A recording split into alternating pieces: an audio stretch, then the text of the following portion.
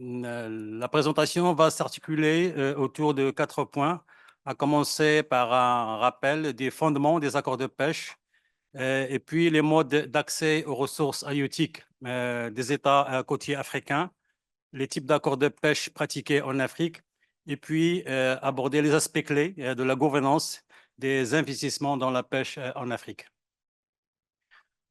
Donc, à titre de rappel, pour ceux qui ne connaissent pas la COMAFAT ou qui l'entendent pour la première fois, donc la COMAFAT, c'est littéralement la conférence ministérielle pour la coopération halieutique entre les États riverains de l'océan Atlantique.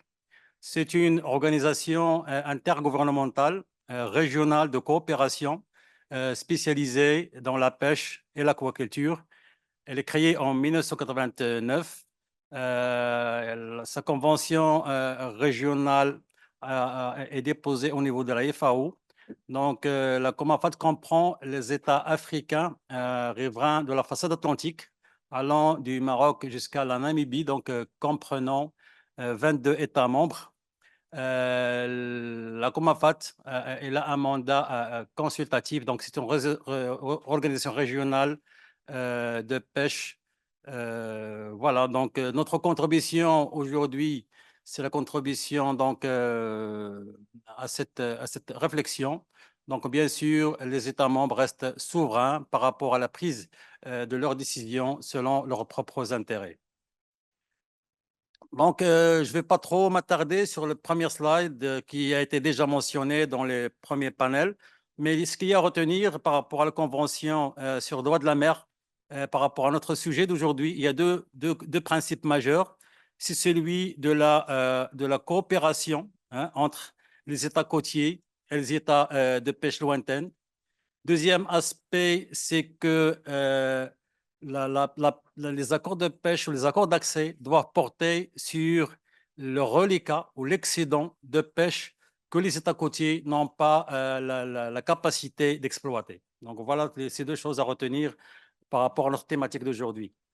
Donc, par rapport à ceci, l'État côtier, bien sûr, elle a des responsabilités de réglementer l'accès à ces ressources, que ce soit dans sa zone existant dans sa zone économique exclusive. L'État aussi, il fixe, disons, le volume admissible de capture et comme ça a été mentionné, elle autorise d'autres États, par voie d'accord et en conformité avec certaines conditions, à exploiter le reliquat ou l'excédent qu'elle ne peut exploiter elle-même.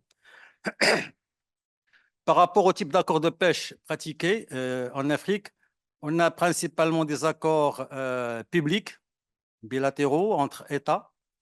On a les accords privés entre une organisation de producteurs ou un armateur et un État. On a un accord privé entre deux entreprises qui revêtent deux formes, donc par rapport à notre thématique d'aujourd'hui, soit des entreprises mixtes ou joint venture, créées à partir de capitaux étrangers et nationaux dans le pays de pêche, afin de pouvoir bénéficier des mêmes conditions d'accès que les armements nationaux. Et puis, il y a l'affrètement, qui permet aux entreprises de pêche nationales de disposer de navires étrangers pour exploiter les ressources domestiques en échange d'une rémunération fixe ou variable selon les contrats. Et par rapport à ces modes d'accord d'accès, en Afrique, il n'y a pas un accord, disons, régional, au moins dans la partie est de l'Atlantique, il n'y a pas un accord régional qui regroupe plusieurs États côtiers. Par rapport aux aspects clés de la gouvernance, des bonnes pratiques, les entreprises conjointes ou les accords privés font l'objet de critiques. C'est la raison pour laquelle on est aujourd'hui, c'est pour un peu répondre à ces critiques et améliorer, disons, les conditions d'exercice des sociétés mixtes joint venture. À cet effet, il est primordial d'élaborer un cadre pour les investissements dans la pêche en Afrique dans un rapport gagnant-gagnant, tenant compte bien sûr des intérêts à la fois des États côtiers africains qui offrent l'accès et des États de pavillon demandeurs d'accès. Donc, il y a deux partenaires dont il faut, qui sont les acteurs principaux dans ce genre de ce mode d'accès. À cet effet, les investisseurs émanant des pays tiers, notamment européens, doivent se conformer aux principes de durabilité environnementale, économique et sociale des États côtiers africains. Donc, pour assurer des investissements durables, conformément aux règles de bonne gouvernance, il faut principalement respecter 3 grands principes. Donc, celui de la durabilité, celui de l'équité, bien sûr, en reconnaissance de l'importance stratégique d'abord de la pêche pour les États africains, et puis assurer des retombées socio-économiques bénéfiques de ces investissements, qui ne devraient pas se focaliser uniquement sur la ponction ou la production des ressources halieutiques, donc payer l'accès, ou fish and go, comme on dit, mais tenir compte également des intérêts des communautés de pêcheurs au niveau local, principalement les communautés de pêche artisanale. Donc, troisième principe, c'est celui de la transparence.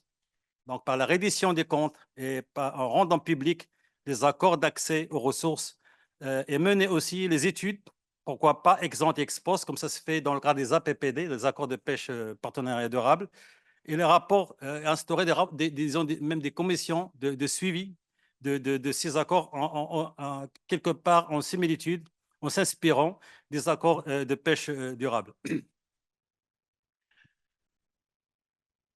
D'abord, il y a certaines recommandations. Donc, je vais aborder certaines recommandations, que ce soit de la part des États de pavillon comme des États côtiers, par rapport à cet aspect de joint venture. On a vu qu'il y a que la définition des sociétés mixtes elles-mêmes par rapport au statut, etc. Il n'y a pas une unanimité par rapport à ça. Donc, il fallait d'abord se pencher sur cet aspect de définition de la notion de société mixte dans les pêches. Il y a aussi la nécessité de soumission des projets d'investissement dans les pêches nationales à une évaluation des impacts techniques, environnementaux, socio-économiques. Il faudrait également se tenir aux règles de gestion d'une pêcherie durable inscrites dans les textes, que ce soit nationaux et internationaux en vigueur. Il y a aussi la société mixte devrait respecter les parties et les lois fiscales et les textes juridiques et réglementaires en vigueur dans l'État côtier. Il y a aussi, comme ça a été mentionné, donc la transparence et la reddition des comptes par rapport à la situation de l'octroi des licences et autres autorisations accordées aux sociétés mixtes et aux investisseurs dans la pêche en Afrique. Par rapport au cadre global disons, de gouvernance de ces sociétés mixtes joint venture, il fallait que ça s'inscrive dans un cadre de partenariat politique et économique multilatéral ou bilatéral. Donc, il faut un cadre de ce genre pour assurer un exercice, disons, selon les normes.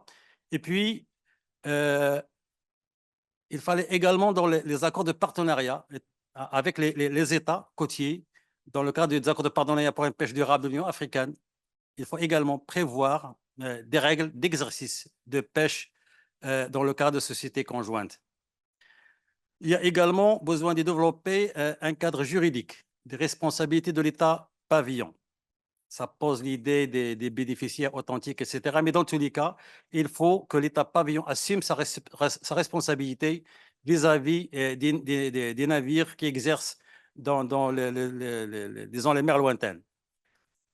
L'État côtier aussi, de sa part, est appelé à élaborer, à établir ou développer, ça existe déjà, une stratégie nationale d'investissement. Puisqu'il s'agit de la thématique de l'investissement dans la pêche, donc il faut que l'État côtier dispose d'une stratégie nationale, une politique nationale d'investissement. Il y a un cadre juridique qui régit l'acte d'investir. Si ce n'est pas l'investissement propre à la pêche, mais généralement, ces codes d'investissement sectoriels ont été abolis en faveur d'encourager et promouvoir l'acte d'investir au niveau national, et ceci pour orienter les investisseurs par rapport aux priorités de l'État côtier et assurer un climat de confiance mutuelle vis-à-vis des investisseurs. Encore une fois, pour une gouvernance aux accès des pêcheries nationales, il faut que l'État côtier, par rapport à ses responsabilités, élabore des plans d'aménagement des pêcheries, et plus particulièrement celles ayant un intérêt commercial ou qui font l'objet d'accords d'accès. Donc, il faut ces plans d'aménagement et aussi, à travers le contenu de ces plans d'aménagement, établir des conditions d'accès dans la législation nationale sur la pêche et les conditions d'utilisation des licences. Au niveau régional, il y a encore du travail à faire. Je cite par exemple des initiatives qui ont été adoptées sous le leadership de l'Union africaine, donc le Bureau interafricain des ressources animales. Au niveau de la Commission sous-régionale de la pêche, il y a eu adoption d'une convention, élaboration d'une convention relative à la détermination des conditions minimales d'accès et d'exploitation des ressources halieutiques dans les zones maritimes des États membres. C'était fait en juin 2012.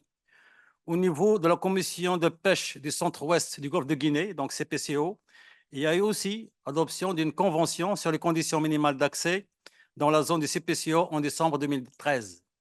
Mais ces conventions peinent à trouver leur application.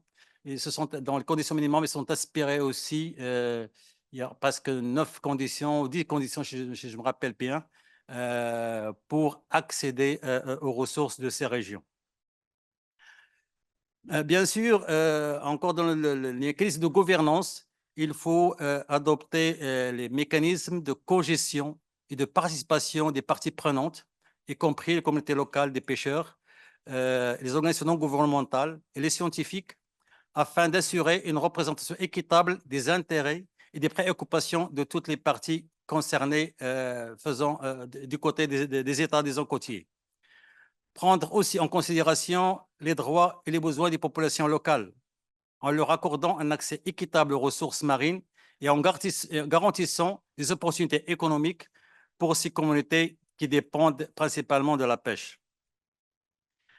Par rapport aux aspects, disons, de partenariat dans le cadre de sociétés conjointes, il y aura pas uniquement se limiter à la ponction des ressources, mais également veiller au renforcement des capacités. On a vu certaines illustrations dans la présentation de ce matin. Renforcement des capacités financières, techniques et institutionnelles en matière des systèmes de contrôle de surveillance. Donc, c'est un peu le point faible généralement dans les États africains. Donc, la capacité de contrôler les activités de pêche qui se déroulent dans leur zone économique exclusive. Il y a aussi le besoin de développer et d'appuyer la recherche scientifique sur les stocks de poissons et sur l'excédent, donc qui doit en principe faire l'objet d'exploitation dans le cadre d'accords d'accès. Il y a aussi le besoin de renforcement institutionnel, donc des administrations responsables de la gestion des pêcheries en termes de planification, ainsi de suite. Au niveau régional, bien sûr, sous le leadership de l'UABERA, donc Bureau interafricain des ressources animales, avec la participation des communautés économiques régionales, donc telles que la CEDEAO au niveau de l'Afrique de l'Ouest, et les acteurs non étatiques représentatifs de la pêche. Donc, c'est-à-dire veiller à élaborer des orientations sur les investissements des pays ou entités économiques tiers dans la pêche en Afrique au regard des politiques et documents politiques africains qui ont été déjà mentionnés par le directeur de l'AIBAL, Mme Saleh. Donc, et aussi par rapport à ce chantier de réflexion, maintenir les canaux de dialogue et de communication par rapport à l'investissement dans les pêcheries africaines avec la partie européenne, mettre aussi en place ou renforcer les mécanismes d'appui aux États africains par rapport à l'investissement des parties tierces dans la pêche en Afrique, définir les conditions minimales d'accès aux ressources halieutiques au niveau des continents. Donc, ce projet était déjà initié par l'UABERA. On a vu sa déclinaison au niveau régional, mais il faut encore appuyer la mise en œuvre de ces conditions minimum d'accès au niveau des communautés économiques régionales et des organisations régionales de pêche et par conséquent au niveau des États. Il y a aussi un point important sur lequel il faut engager une réflexion, c'est la redéfinition des droits d'accès. Il y a beaucoup de changements dans l'environnement général de la pêche, aussi bien économique que social des États. Donc, on l'a vu dernièrement. Donc, il faut une redéfinition des droits d'accès par rapport à tous ces aspects émergents, des problèmes émergents. Et il y a également un autre aspect sur lequel il faut se focaliser au niveau régional, c'est il a trait à la gestion des ressources partagées. Donc, ces ressources partagées font aussi l'objet d'exploitation par la société mixte. Et donc, en absence d'une politique régionale de gestion de ces ressources partagées. Donc, il est difficile, disons, disons que les États côtiers agissent de façon responsable par rapport à ces ressources. Il y a également au niveau des États, disons, africains, le besoin de renforcer à travers l'Union africaine, il le fait déjà, à travers la communauté économique régionale, de renforcer la voix de l'Afrique et de ses intérêts au sein des instances internationales de décision sur la pêche, notamment au sein des organisations régionales de gestion de la pêche, parce qu'au sein de ces forats internationaux, il y a des décisions qui sont prises par rapport à l'exploitation des pêcheries des États côtiers africains. Donc, il faut une présence effective et une participation active de ces États avec l'appui de l'Union africaine, des communautés économiques régionales et des organisations régionales de pêche pour justement préserver les intérêts et mettre en place, participer à mettre en place les mécanismes de gouvernance d'exploitation dans le cadre entre autres, dans le cadre de sociétés mixtes. Voilà, je termine ainsi ma présentation. Merci beaucoup pour votre attention.